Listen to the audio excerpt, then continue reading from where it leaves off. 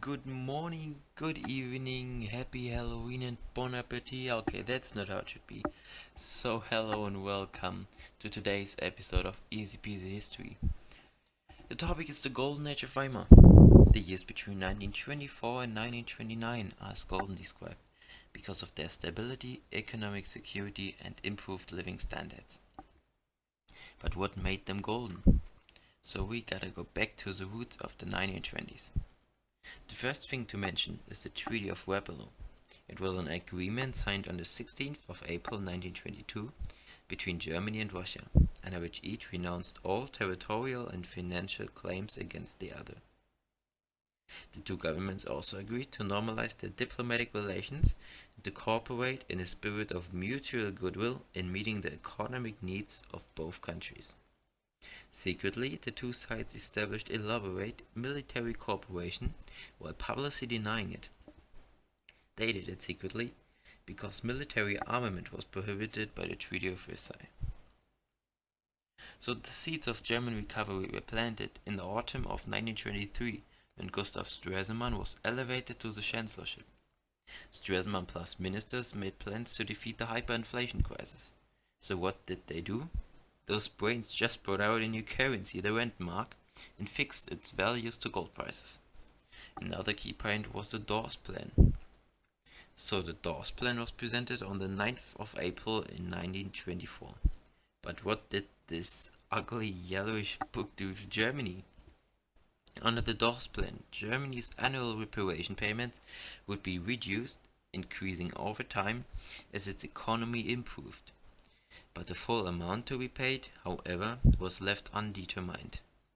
As well, France and Belgium would evacuate the Ruhr, and foreign banks would loan the German government 200 million to help encourage economic stabilization.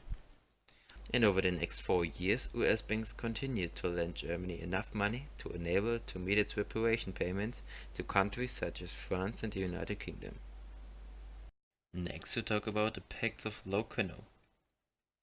There were a series of agreements whereby Germany, France, Belgium, Great Britain and Italy mutually guaranteed peace in Western Europe. The treaties were initiated at Locarno, Switzerland, on October 16th and signed in London on the 1st of December. In the major treaty, the powers individually and collectively guaranteed the common boundaries of Belgium, France and Germany, as specified in the Treaty of Versailles of 1919. Germany signed treaties with Poland and Czechoslovakia, agreeing to change the eastern borders of Germany by arbitration only. Germany also signed arbitration treaties with France and Belgium, and mutual defense pacts against possible German aggression were concluded between France and Poland, and France and Czechoslovakia. So as an adjunct, Germany was promised entry into the League of Nations. So the spirit of Locarno symbolized hopes for an era of international peace and goodwill. Now coming to the economy. The economic revival of the mid-1920s enabled the introduction of social reforms and better standards of living. The SPD reintroduced and overhauled the Bismarckian welfare state, providing protection for the young, the aged, the unemployed, and the disadvantaged. The 1922 Youth Welfare Law declared that every German child had the right to education, spiritual, physical and social fitness. Other reforms provided benefits and assistance to war veterans, wives and dependents of the war dead, single mothers and the disabled. Weimar government also attempted to address a critical shortage of housing in many parts of Germany. For example, Article 155 of the Constitution declared that the state must strive to secure healthy housing to all German families, especially those with many children. So the government initiated several visionary programs, and the government invested a lot of money to build new houses and apartments. That between 1924 and 1931 more than 2 million new houses were built. So now let's talk about a social and cultural change which made this time golden.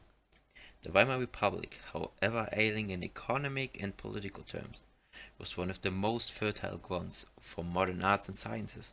Berlin, in particular, became a thriving center for many new art movements such as Dadaism and Expressionism, whilst the Bauhaus school near Weimar revolutionized architecture. As well, there was the New Woman. For example, Article 109 of the Weimar Constitution stated that men and women have the same fundamental rights and duties as citizens, including the right to vote and to hold office. In the next years of the Weimar Republic, the majority of the electorate was female. The women gained more power in both society and government, that their position in society began to change. The new woman went out into public economic life as an independent worker with a new physical figure, shorter and shorter clothes. Moving slowly towards the end of the Golden Age, we've got to talk about the Young Plan.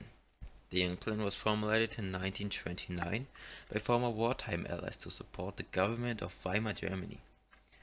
Even if the Dawes Plan mainly secured the last 5 years, reparation payments remained as a major issue, and even before the October 1929 Wall Street crash, Germany was in no position to fulfill her financial requirements.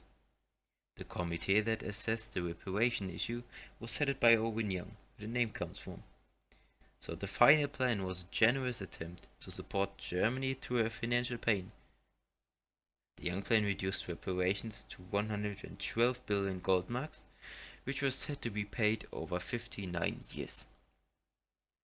However, between the presentation of the Young Plan and its formal adoption, the Wall Street crash occurred. And with this crash, economic life went down, and the rate of unemployment started rising.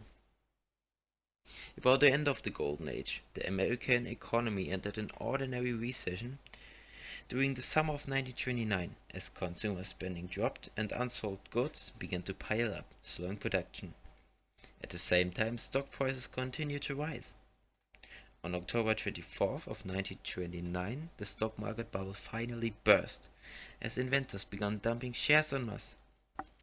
A record of 12.9 million shares were traded that day, known as Black Thursday, and only 5 days later, on Black Tuesday, some of 16 million shares were traded after another wave of panic swept Wall Street. So millions of shares ended up worthless. Companies lost a lot of their money and had to fire thousands of people. And in such dark times, you cannot talk about the Golden Age anymore. Alright, coming to a conclusion, why this period of time should be a Golden Age or why it shouldn't be. It can be called a Golden Age because, for example, the hyperinflation got defeated, and almost everybody went back to normal living standards with new prices. As well, France and Belgium withdrew from the war in mid-1925, freeing up Germany's industrial resources there. Then the Locarno Pacts gave a safer feeling for the folk. And with the Dawes and Young Plan, the reparation payments decreased. As well, a lot of money was coming from foreign banks, especially from the USA for German economy, which brought a good feeling. Then, the New Woman was a key point for female cultural development. As well, there was a huge cultural upswing, entertainment was a big thing for everyone, no matter if it was a theater or a new cinema. And why it shouldn't be called the Golden Age. People who did savings before the Weimar came through didn't get them back, and many people lost a lot of money. For example, the Locarno Pacts were titled as weak by some of the German folk, and they said that this isn't Germany anymore. As well, the Weimar economic miracle did not benefit everyone. The middle stand or middle class found little joy in this alleged Golden Age. Bankrupted by the hyperinflation, the professional middle class, for example managers, bureaucrats, bankers or clerks, did not enter the Golden Age in a position of strength and failed to benefit from most of its changes. And then the farmers. By the mid-1920s, they were confronted with cheaper imported food, which required them to modernize and improve productivity. But such changes required investments, and for sure a lot of money. So weighing pros and cons, I would say it was a golden age. But how about you? What do you think? Leave a comment below. As well, leave a like if it was helpful and subscribe that you don't miss any future videos. Thank you for watching. And if you're really interested into this topic, look up my sources.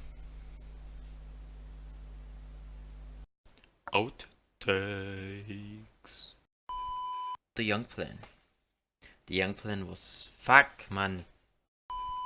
Money was coming from foreign banks, especially same time stock for Harmonic. Conclusion: why this time can be called a gauge? Called a gauge, man.